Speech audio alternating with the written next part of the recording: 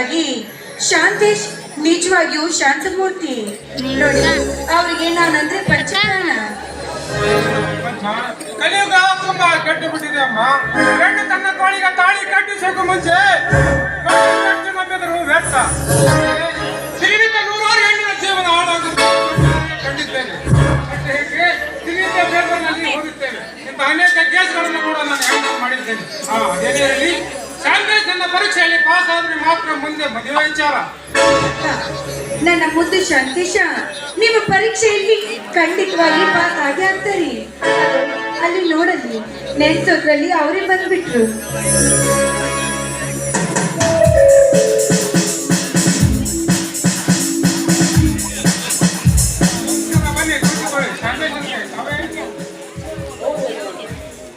ಅಪ್ಪ, ಇವರೇ ಅವರು MA ಪರೀಕ್ಷೆಯಲ್ಲಿ ಫಸ್ಟ್ ಕ್ಲಾಸ್ ಆಗಿ ಪಾಸ್ ಆಗಿ ಈಗ ಪತ್ರಿಕೋದ್ಯಮದಲ್ಲಿ ಕೆಲಸ ಮಾಡ್ತಾ ಇದ್ದಾರೆ. ನೀವು ಸುಮ್ಮನೆ ನನ್ನ ಶಾಂತೇಶ್ನ ಪ್ರಶ್ನೆ ಕೇಳಿದ್ದೆ. ನೋಡಿ ಶಾಂತೇಶ್, ನಿಮ್ಮ ಬಗ್ಗೆ ನಾನು ಬಹಳ ಕೇಳಿದ್ದೇನೆ.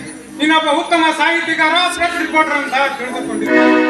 ಅಷ್ಟೇ ಹೇಗೆ ದಿನನಿತ್ಯ ನಿಮ್ಮ ಪೇಪರ್ನಲ್ಲಿ ಕಥೆ ಕಾದಂಬರಿಗಳನ್ನು ಬಹಳ ಹೆಚ್ಚಿಕೊಂಡಿದ್ದೇನೆ. ಅದೇನೇ ಇರಲಿ, ಈ ನನ್ನ ಸಾಹಿತ್ಯ ಚೈತನ್ಯಕ್ಕೆ ನಿಮ್ಮಂತ ಹಿರಿಯರ ಅನುಗ್ರಹ ಮುಖ್ಯವಾಗಿ ಬೇಕು. ನನ್ನನ್ನು ಕರೆಸಿದ ಕಾರಣವೇನೆಂದು ಕಾರಣ ಏನು ಅಂತ ತಿಳಿಸುತ್ತೇನೆ. ಆದರೆ ನಾನು ಕೇಳಿದ ಪ್ರಶ್ನೆಗೆ ನಿಮ್ಮಿಂದ ಸರಿಯಾದ ಉತ್ತರ ಬರಬೇಕು.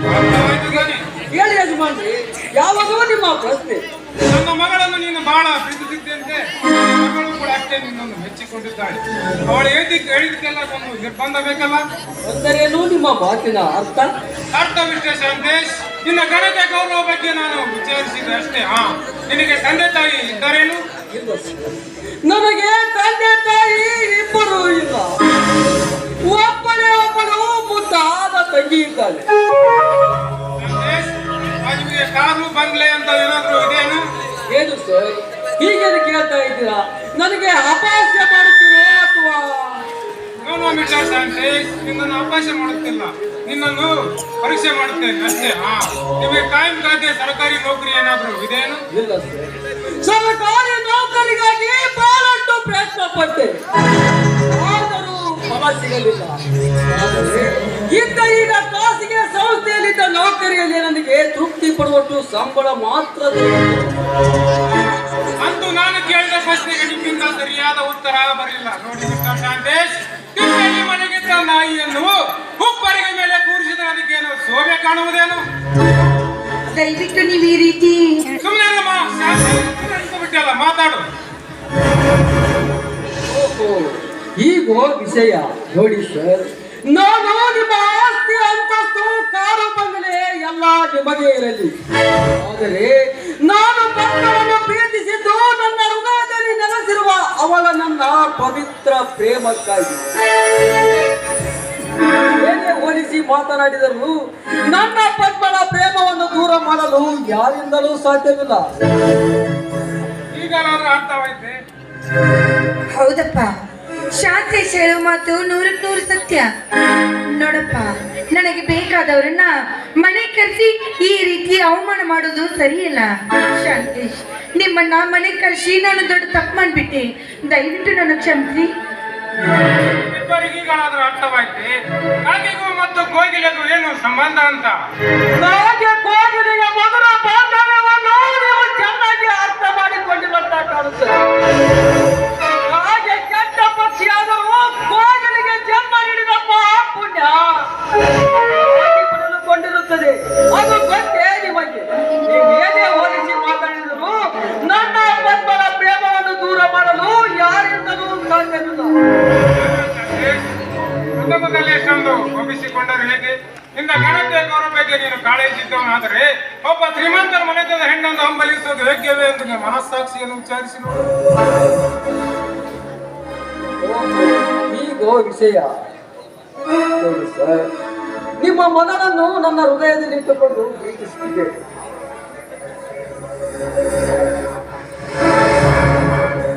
ಅಷ್ಟೊಂದು ಬೆಲೆ ಬಾಳುವ ಪ್ರೇಮವೇ ನಿಮ್ಮದು? ಸ್ವಲ್ಪ ತಾಳಿ ಸಂದೇಶ್.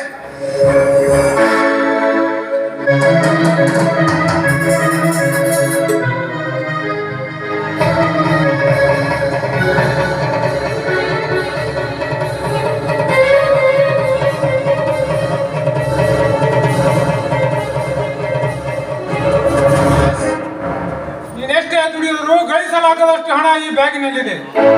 ಈ ಹಣವನ್ನು ತೆಗೆದುಕೊಂಡು ಪದ್ಮಳ ಮರೆತು ಇಲ್ಲಿಂದ ಹೊರಟು ಹೋಗು. ಇಗೋ ಈ ಹಣದ ಬ್ಯಾಗ್. ಅಪ್ಪ ಸಾಕ್ ಮಾಡಪ್ಪ, ಈ ನಿನ್ನ ಹಣದ ದೊಡ್ಡ ಸಿಕ್ಕಿನ. ನಿನಗೆ ಹೇಗೆ ನಿನ್ನ ಮಗಳ ಜೀವನ ಮುಖ್ಯನೋ, ನನಗೂ ಕೂಡ ಶಾಂತಿ ಜೀವನ ಮುಖ್ಯ. ನೀನು ನನ್ನ ಕೊಂದು ಹೋಗಿದ್ರು ಸರಿ, ಈ ಜನ್ಮದಲ್ಲಿ ನಾನು ಮದುವೆ ಅಂತಾದ್ರೆ ಅದು ಶಾಂತಿಷ್ನೇ. ಪದ್ಮ, ಅದು ಈ ಜನ್ಮದಲ್ಲಿ ಸಾಧ್ಯವಿಲ್ಲ. ಶಾಂತೇಶ್, ಏನು ಯೋಚನೆ ಮಾಡುತ್ತಿರುವೆ? ತೆಗೆದುಕೋ ಈ ಹಣದ ಬ್ಯಾಗ್ ಅನ್ನು. ಹಣ ಬೇಕು, ಹೆಣ್ಣು ಬೇಕು, ಯೋಚನೆ ಮಾಡು. ತೆಗೆದುಕೋ ಹಣದ ಬ್ಯಾಗ್. ಇದು ಹಣ ತುಂಬಿದ ಬ್ಯಾಗ್.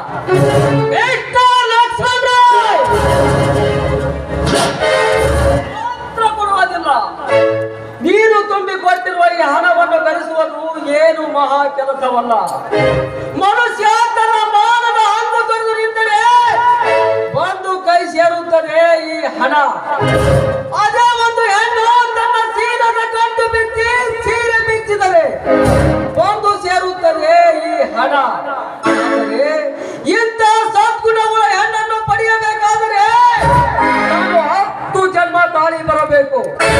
ಸುಖದ ಸುಪ್ಪತ್ತಿಗೆಯಲ್ಲಿ ಬೆಳೆದ ಅರಸ ತಿಪ್ಪೆಲಿದ್ದ ದಾಳಂಬರಿಗೆ ಆಸೆ ಪಟ್ಟಂತೆ ಕೊನೆಗೊಂದು ದಿನ ನನ್ನನ್ನು ಹಿಂಬಾಲಿಸಿಕೊಂಡು ನೀವೇ ಬರುತ್ತೀರಾ?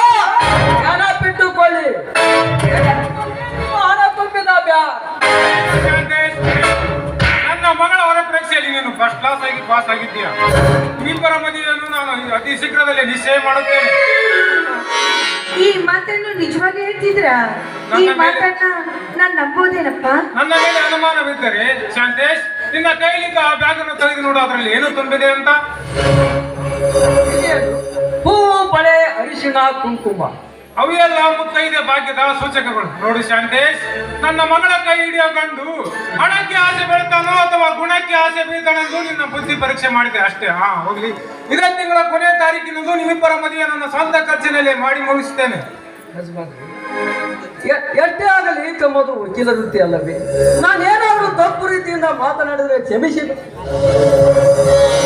ಪರವಾಗಿಲ್ಲ ಬಿಡು ಶಾಂತೇಶ್. ಶಾಂತೇಶ್, ನಿನ್ನ ಕೈಲಿದ್ದ ಹೂ ಹಣ್ಣುಗಳ ಪದ್ಮ ಉಡಿ ತುಂಬಿ ಅವಳಿಗೆ ಸೌಭಾಗ್ಯ ಸ್ಥಾನ ನೀಡು.